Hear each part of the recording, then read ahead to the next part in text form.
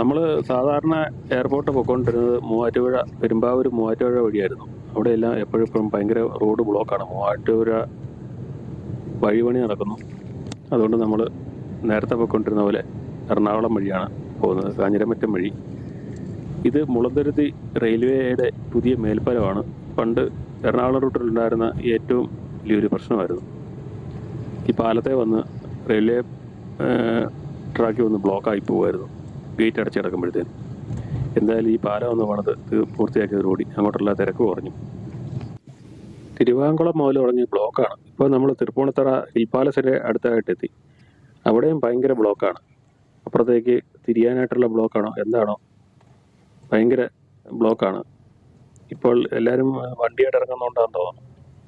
ഇപ്പോൾ നമ്മൾ എത്തിയിരിക്കുന്ന Tripunithura hill palace മ്യൂസിയത്തിൻ്റെ മുൻവശത്തായിട്ടാണ്. ഗേറ്റാണ് കാണുന്നത്.